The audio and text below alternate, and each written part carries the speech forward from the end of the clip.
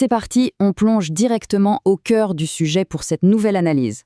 On va explorer ensemble une découverte archéologique monumentale faite très récemment au Maroc et qui est littéralement en train de réécrire l'histoire humaine telle qu'on la connaît.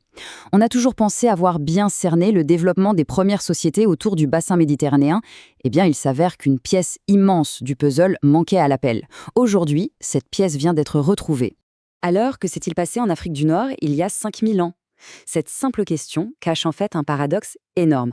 Le paléolithique, l'ère islamique, l'arrivée des Phéniciens, tout ça, c'est super bien documenté au Maghreb. Mais il y a 5000 ans, un véritable trou noir. Silence radio. Pendant très longtemps, on a cru à tort qu'il ne s'y passait absolument rien, que la région était juste endormie.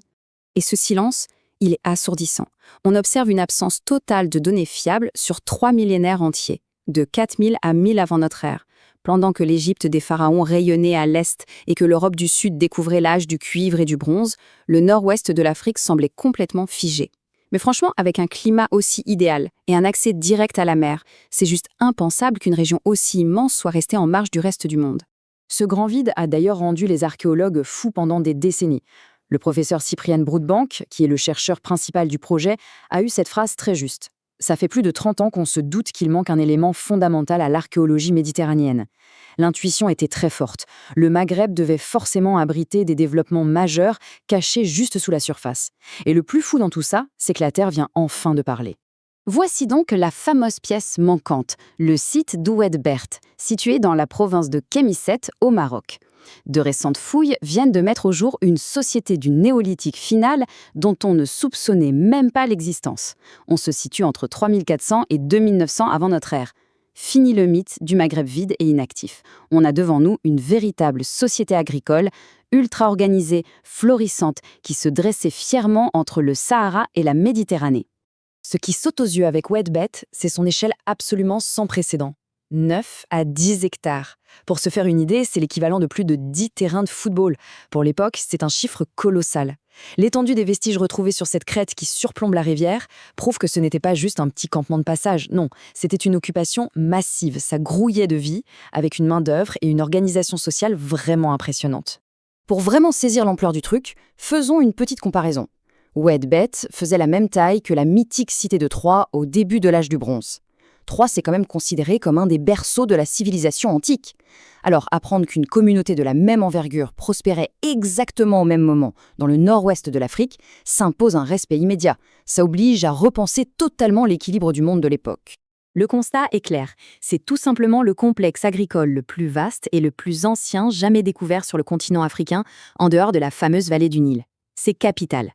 Ça prouve que le Maghreb était un véritable centre d'innovation, complètement indépendant de l'Égypte des pharaons. L'agriculture ne s'arrêtait pas aux frontières égyptiennes, elle cartonnait aussi de façon spectaculaire à l'autre bout du continent. Et les preuves matérielles nous montrent un quotidien passionnant. Il faut oublier la simple survie précaire. On cultivait de l'orge, du blé, des pois, tout en élevant des chèvres, des moutons, des bovins et des porcs. Ils profitaient même des olives sauvages et des pistaches locales. C'est l'image vibrante d'une société agricole qui tournait à plein régime, capable de se produire une alimentation très riche et diversifiée. Tout ce mode de vie reposait sur une innovation géniale qu'on appelle la culture des silos. Sur toute la crête nord du site, on a découvert une quantité folle de fosses très profondes, en forme de cloche, qui faisaient souvent 1 à 2 mètres cubes. Elles étaient conçues exprès avec une ouverture étroite pour stocker les surplus agricoles en vrac. Gérer autant de réserves de céréales, ça veut dire une sécurité alimentaire au top et une planification à très long terme pour la communauté. Quand on regarde de plus près les gros outils en pierre retrouvés en surface, les chiffres parlent d'eux-mêmes. Plus de 53% servaient directement à moudre les céréales, le reste, c'était des enclumes, des marteaux et des palettes. Ces centaines de pierres massives prouvent une chose évidente. La transformation de la nourriture et surtout la mouture du grain, c'était le cœur du réacteur de Oued Bert. C'était une véritable puissance de production. Mais leur talent ne s'arrêtait pas du tout à l'agriculture. On observe une sophistication technologique hallucinante. Ils produisaient des poteries superbes dans les tons chamois et brun rouge, parfois avec un polissage super brillant. Ils faisaient même de la céramique avec des motifs sombres sur un fond clair, un truc hyper rare pour l'époque en Afrique du Nord. À cela s'ajoutent des milliers de haches en pierre fabriquées sur place. On a affaire à des artisans experts qui avaient un vrai sens du travail bien fait et de l'esthétique. Face à cette quantité dingue d'outils, de poteries et surtout de fosses de stockage, on est obligé de se poser une question. Toute cette nourriture, ça dépassait largement les besoins des habitants du site. Alors, est-ce que Whitebait fonctionnait comme un vaste carrefour régional?